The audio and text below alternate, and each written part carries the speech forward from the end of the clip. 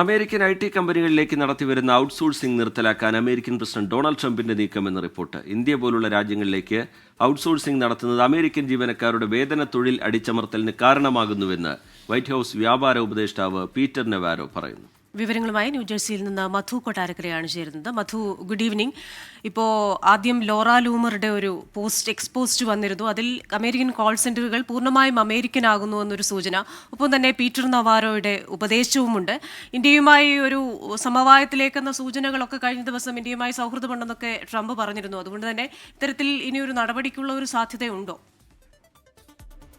Good morning Christina, Rejith. അമേരിക്കയിലെ software കമ്പനികളിലേക്ക് പ്രധാനമായും ഈ ഔട്ട്സോഴ്സിംഗ് നടത്തുന്ന രാജ്യങ്ങളിൽ ഒന്നാമത് എന്ന് വേണമെങ്കിൽ പറയാം ഇന്ത്യ. ഇപ്പോൾ ഇത് നിർത്തലാക്കാനോ അല്ലെങ്കിൽ ഇതിൽ നിയന്ത്രണങ്ങൾ കൊണ്ടുവരാനുള്ള ഒരു നീക്കം വരുന്നുണ്ടെന്നുള്ള റിപ്പോർട്ടുകളാണ് വന്നുകൊണ്ടിരിക്കുന്നത്. ഇന്ത്യ പോലുള്ള രാജ്യങ്ങളിലേക്ക് ഔട്ട്സോഴ്സിംഗ് നടത്തുന്നത് അമേരിക്കയിലുള്ള തൊഴിലാളികളുടെ തൊഴിൽ നഷ്ടപ്പെടുവാനുള്ള കാരണമാകുന്നു എന്നാണ് പ്രധാനമായിട്ടുള്ള ഒരു കാരണമായിട്ട് വൈറ്റ് ഹൌസ് വ്യാപാര ഉപദേഷ്ടാവ് പീറ്റർ നവാരോ പറയുന്നത്. പീറ്റർ നവാരോ തുടർച്ചയായിട്ട് ഇന്ത്യക്കെതിരെയുള്ള പരാമർശങ്ങൾ നടത്തിക്കൊണ്ടിരിക്കുകയാണ്. ഇന്ത്യ ഗവൺമെന്റിന്റെ ഭാഗത്തു നിന്ന് തന്നെ പീറ്റർ നവാരോയുടെ വായ അടപ്പിക്കണം, അല്ലെങ്കിൽ രണ്ട് രാജ്യങ്ങൾ തമ്മിലുള്ള ബന്ധം വഷളാകുമെന്നുള്ള മുന്നറിയിപ്പ് നൽകിയിട്ടുണ്ട്. ഔട്ട്സോഴ്സിംഗിന് തീരുവ ഏർപ്പെടുത്തണമെന്നാണ് ഇദ്ദേഹത്തിന്റെ നിർദ്ദേശം. സെപ്റ്റംബർ 1 വലതുപക്ഷ ആക്ടിവിസ്റ്റും അതുപോലെ മുൻ US നേവി ഇന്റലിജൻസ് ഓഫീസറുമായ ജാക്ക് പോസോബിക്ക് ഒരു പോസ്റ്റ് സമാന രീതിയിൽ ചെയ്തിരുന്നു.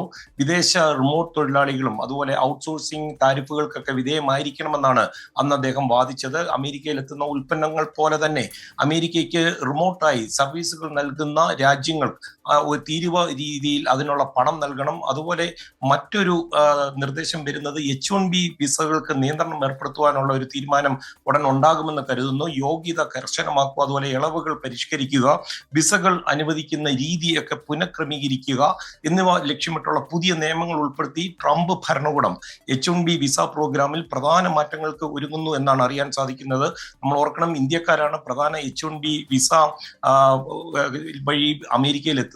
2023 സെപ്റ്റംബറിലെ കണക്കുകൾ നോക്കുകയാണെങ്കിൽ ഇന്ത്യക്കാർ ഏതാണ്ട് 68 ലക്ഷത്തോളം ഈ H-1B വിസയിൽ അമേരിക്കയിൽ എത്തി. അതായത് 58% ഈ പ്രാരംഭ തൊഴിൽ വിസകൾ അന്ന് അനുവദിച്ചത്. ഇത് കൂടാതെ 79% പേർക്ക് 2 ലക്ഷത്തിൽ പരം അതായത് വിസകൾ എക്സ്റ്റൻഷനുകളായി നേടിയിരുന്നു. H-1B വിസയിലെ ഏതൊരു മാറ്റവും US ജോലി ചെയ്യാൻ ആഗ്രഹിക്കുന്ന ഇന്ത്യക്കാരെ വലിയ തോതിൽ ബാധിക്കുമെന്ന് ആണ് റിപ്പോർട്ടുകൾ.